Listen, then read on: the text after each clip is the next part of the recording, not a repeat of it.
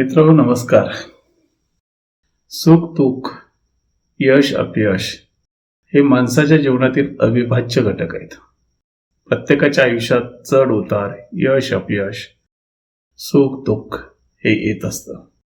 त्या जणू काही एकाच नाण्याच्या दोन बाजू आहेत. कधी सुखाची बाजू येते तर कधी दुःखाची बाजू येते.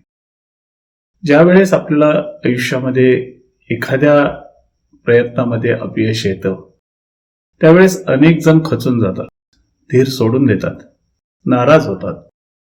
प्रसंगी अनेक जण आपलं जीवन संपवण्याचा विचार करतात. मात्र एखाद्या प्रयत्नामध्ये आलेलं अपयश हे अखेरचं नसतं.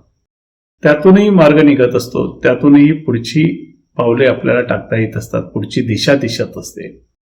आणि त्यामुळं अशा प्रसंगी खचून न जाता पुन्हा प्रयत्न करणं, पुन्हा प्रयत्न करणं हे फार महत्वाचं असतं. कधीही आपण दैनंदिन जीवनामध्ये एखादा प्राणी आत्महत्या करताना पाहत नाही, एखादा प्राणी गलित कात्र झालेला पाहत नाही. तो प्राणी सदैव प्रयत्न करत राहतो आणि त्यांच्याकडून खरंच खूप काही शिकण्यासारखं असतं. अनेकदा त्यांच्या मार्गामध्ये कृत्रिम पद्धतीने अडथळे आणले जातात. प्राण्यांच्या जीवनामध्ये येणारे अडथळे माणसाने अनेक वेळा निर्माण केलेले असतात. असं असलं तरी सुद्धा ते प्राणी त्यातून मार्ग काढण्याचा आणि पुढे जाण्याचा प्रयत्न करत असतात.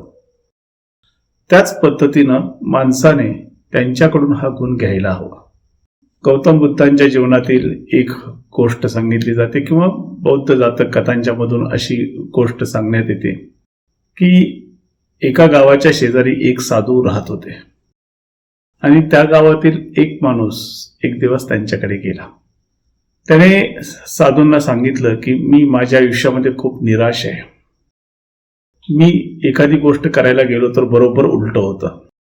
माझ्या कोणत्याही प्रयत्नाला यश मिळत नाही. मी माझ्या कुटुंबाचा उदरनिर्वाह व्यवस्थित चालवू शकत नाही. मला सर्व काही संपल्यासारखं वाटतं. मला माझं जीवन संपवून टाकावं आणि माझ्या कुटुंबाचंही जीवन संपवून टाकावं असं अनेकदा वाटतं. तर मी सुखाने समाधानाने कसं जगावं यासाठी मला तुम्ही उपदेश करा. मला काहीतरी मार्ग सांगा. मला यातून मार्ग दाखवा, तरच मी काहीतरी करू शकेन, काहीतरी जगू शकेन. मात्र तुमचा हा उपदेश मला साध्या सोप्या पद्धतीने सांगा. तुम्ही जर तो अवघड भाषेत सांगितला तर मला तो समजणार नाही, कारण मी शिक्षण घेतलेलं नाही. साधू त्याला सांगतात की तुला मी सांगेन, पण त्यासाठी तुला अगोदर एक माझं काम करावं लागेल. तो माणूस साधू महाराजांना म्हणतो की कोणतं काम आहे की जे मी करू शकेन. ते सांगतात समोरची जी टेकडी आहे त्या टेकडीच्या टोकावरती वरती एक मंदिर आहे. त्या मंदिराच्या कडेला एक मुंग्यानी भलं मोठं वारुळ केलेलं आहे. त्या वारुळामध्ये हजारो लाखो मुंग्या आहेत आणि त्या तिथली जमीन नापीक करतायत. त्या जमिनीमध्ये पडलेलं सगळं जे सत्व आहे ते सत्व काढून घेतायत आणि त्यामुळं त्या टेकडीवर एकही झाड येत नाही, गवत येत नाही, काही येत नाही. तर तू त्या टेकडीवरती जा आणि ते वारुळ जे आहे ते वारुळ नष्ट कर, मुंग्यांचं घर जे आहे ते नष्ट कर. हा माणूस तिथून ठीक आहे असं सांगतो आणि निघतो.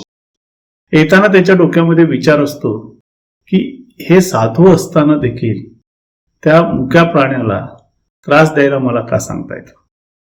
त्यांनी ते तयार केलेलं घर जे आहे ते घर नष्ट करायला सांगतायत, त्यांना संकटात टाकतायत. एखादा साधू असं कसं करू शकतो. मात्र परत तो विचार करतो की महाराजांनी मला सांगितलं की 7 दिवस मी हे काम केलं तर ते मला उपदेश करतील, त्यामुळे मी त्यांचं ऐकलं पाहिजे. तो दुसऱ्या दिवशी सकाळी उठतो, मंदिराच्या तिथे जातो तर एक कडेला खरंच वारुळ असतं. साधू महाराजांनी त्याला आणखी एक अट घातलेली असते की मुंग्यांचं हे घर नष्ट करत असताना एकही मुंगी मरू द्यायची नाही. तो ते वारुळ त्या पद्धतीनं अगदी हलक्या हाताने नष्ट करायचा प्रयत्न करतो, तोडतो, फोडतो. मुंग्या मरणार नाही त्याची काळजी घेत ते वारुळ उद्ध्वस्त करतो. तो घरी परत येत असताना त्याच्या डोक्यात हे विचार चालू असतात की आपण एका मुक्या जीवाचा आसरा नष्ट केलेला आहे. ठीक आहे, पण महाराजांनी सांगितलेलं होतं, आपण त्यांची आज्ञा पाळलेली आहे. परत दुसऱ्या दिवशी तो जातो आणि पाहतो तर त्याच ठिकाणी मुंग्यांनी भलं मोठं वारुळ तयार केलेलं असतं. अरे, काल आपण वारुळ नष्ट केलेलं असताना परत ह्या मुंग्यांनी कसं काय वारुळ तयार केलं, असा विचार करतच तो एक लाकूड घेतो. त्या लाकडाने हलकेच वरची माती जी आहे ती माती काढत जातो आणि मुंग्यांचं घर पुन्हा नष्ट करतो. तो परत येतो, तिसरा दिवस उजाडतो. तो म्हणतो आता 2 दिवस लागोपाठ तिथलं घर नष्ट केल्यानंतर मुंग्या काही परत तिथं घर तयार करणार नाही.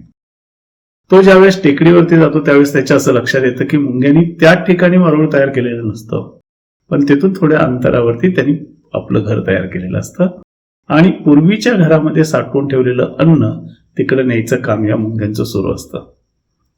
मग परत तो ते घरही नष्ट करतो. ते घर नष्ट करून तो परत आपल्या घरी येतो. पुढचा दिवस उजाडतो. त्या दिवशी परत तो त्या मंदिराकडे जातो आणि त्याच्या असं लक्षात येतं की मुंग्यांनी घर तिथं तयार केलेलं आहे. तो ते घर नष्ट करतो, त्याच्यावरती पाणी ओततो आणि परत येतो. आत्ता मुंग्या घर तयार करू शकतच नाहीत. याच्यामध्ये काही मुंग्या मरणही पावलेल्या असतात. मग तो परत घरी येतो आणि पुढच्या दिवशी परत त्या टेकडीवरती जातो. तर मुंग्यांनी परत नवीन ठिकाणी घर तयार केलेलं असतं आणि त्या ठिकाणी पूर्वीचं अन्न गोळा करत बसलेले असतात. हे सगळं बघितल्यानंतर त्याला त्या मुंग्यांची खरंच दया येते. त्याच्यातील सद्भाव जो जिवंत असतो. मात्र महाराजांच्या आदेशाचं पालन करण्यासाठी त्याने थोडा बाजूला ठेवलेला असतो, तो त्याचा जागृत होतो. घरातलं थोडं पीठ ते आपण आणायचं आणि त्या मुंग्यांना खाऊ घालायचं असं तो ठरवतो. पुढच्या दिवशी तो त्या टेकडीकडे जाताना पीठ बरोबर घेऊन जातो आणि त्यांचं घर नष्ट न करता त्या वारुळाभोवती थोडंसं पीठ टाकून तो परत येतो. 7व्या दिवशी तो महाराजांच्याकडे जातो. महाराज त्याला झालेली घटना विचारतात. तो घडलेलं असतं ते सगळं काही सांगतो आणि महाराज त्यानंतर त्याला सांगतात की मुंगी इवलासा जीव आहे.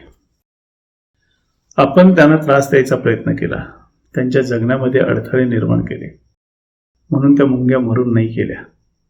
त्यांनी मरायचा विचारही नाही केला.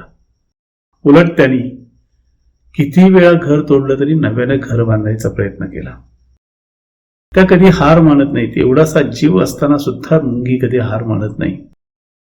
आपण एकदा अपयश आलं की हार मानतो आणि ती हार कायमचीच मानतो. जनावरं कधीच आत्महत्या करत नाहीत.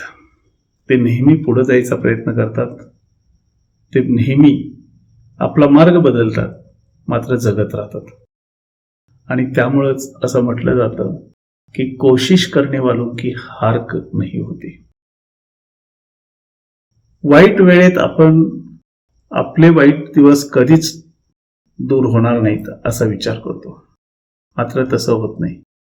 तुला मी आदेश दिलेला होता की मुंग्यांचं घर मोडून टाकत जायचं, मुंग्यांचं घर नष्ट करायचं, त्यांना तिथे राहू द्यायचं नाही. तू काही दिवस केलंस, मात्र याच मुंग्यांची जिद्द बघून तुझ्यातील परोपकाराची भावना जागी झाली आणि मुंग्या ज्या सर्व रानातून अन्न गोळा करत होत्या ते कष्ट त्यांचे तुला पाहवले नाहीत, म्हणून तू घरातून पीठ आणून त्यांचं अन्न आणून त्या ठिकाणी टाकायला सुरुवात केली. वाईट वेळ ही कायमस्वरूपी राहत नसते. आपण आपल्या आयुष्यामध्ये हार मानायला जर सुरुवात केली तर वाईट दिवस कधीच संपत नाही. मात्र आपण जर आपले प्रयत्न सोडले नाहीत तर परिस्थिती बदलते. वाईट वेळ दूरच होते आणि चांगले दिवस यायला सुरुवात होते. त्यामुळे सातत्यानं प्रयत्न करत राहणं, कधीही हार न मानता किंवा एखाद्या घटनेत एखाद्या प्रयत्नात आपल्याला हार आलेली असेल, अपयश मिळालेलं असेल तर ते अपयश विसरून आपण पुढे जायचा जर प्रयत्न केला तर इतर लोकही आपल्याला सहकार्य करायला सुरुवात होते आणि परिस्थिती बदलते. आपण आपल्या आयुष्यामध्ये यशाकडे जायला सुरुवात होते. आपले दिवस बदलतात. वाईट दिवस टळून चांगले दिवस येतात. म्हणून कोणत्याही अपयशानं खचून न जाता आपले प्रयत्न दुप्पट जोमाने करत राहणं ही खऱ्या अर्थानं यशाकडे जाण्याची गुरुकिल्ली आहे. धन्यवाद.